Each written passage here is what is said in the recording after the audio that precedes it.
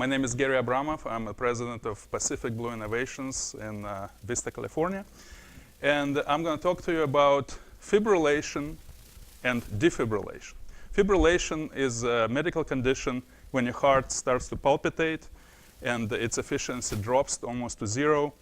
And within 10 minutes, unless it's treated, people die. With every minute, your chances of survival decrease by 10%. So after 10 minutes, there is no reason to resuscitate people. Now, the only way to defibrillate the heart is by applying electricity with a device called defibrillator. This is the smallest defibrillator on the market right now. It's not available in the States. I had to go to Europe to get it. It's still 3 pounds, okay?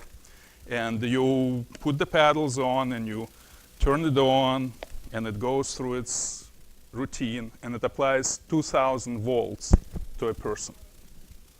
And it shocks the heart and the person's heart hopefully. Plug into machine. Okay. Anyway, this is the smallest one, Swiss made, incredibly expensive, FDA not approved. The US versions are about this big, 7 pounds to 15 pounds. Very heavy to carry, but you can see them sometimes with a big sign AED inside. Electrodes on chest, plug into machine. Okay, enough. So the only way to defibrillate a person is to apply electricity, as I said. Fibrillation may occur under different conditions. Somebody who has a weak heart condition, or perfectly normal person, such as a little leaguer, get hit with a baseball in the chest. It's been documented that it stops the heart. Unless you have one of these right now, the child will die. Right now, there is a big problem with Defense Department, for instance. You have AED explosion, blunt trauma to the chest, the heart stops, perfectly normal 20-year-old guy dies because just CPR doesn't work. So at the same time, there are people who have these guys implanted in them. This is called cardioverter pacemaker defibrillator. And people carry it in there, under the skin, and they're good for 10 years. And they do exactly the same thing as this guy does, only at 1/10 of the energy. So the question is why? They do exactly the same thing. One applies 2,000 volts, another applies 50 volts. Well, the answer is skin resistance.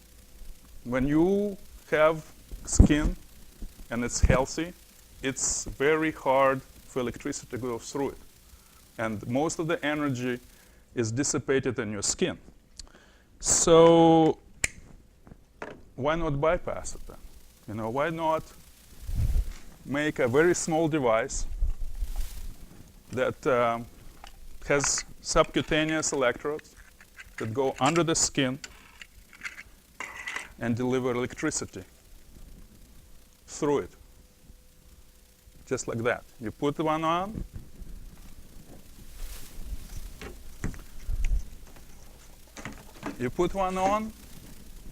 you twist it, there's sharp electrodes, yeah, it's a little painful, but the guy's dying anyway.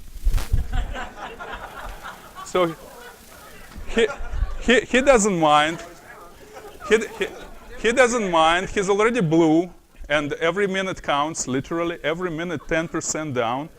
And all of a sudden, you twist it in, and you put one here, and you put one there, and you apply, instead of 400 joule jolt, you apply 50 joule jolt.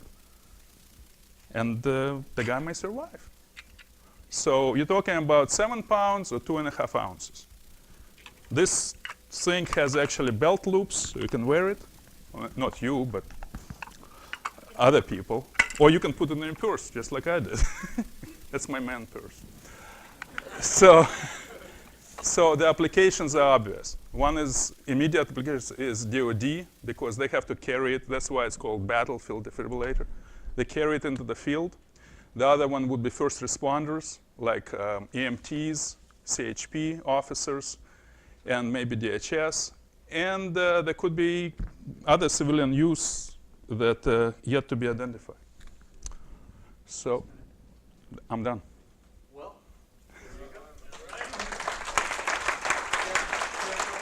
Okay, 1 minute for questions. Yes, the electronics is actually resides inside because I'm using the same electronics as this, as miniaturized. We did experiments, and indeed, even on a dead tissue, the impedance goes by a factor of 10 down when you pierce the skin. Have you used it on any emergency situations yet? Not yet. We are going through clinical trials in about a couple months. What approvals do you need to get for this? Type 3 device, FDA. Is that FDA? Yeah. Of course, it's type 3, it's penetrating. This can kill you. You know.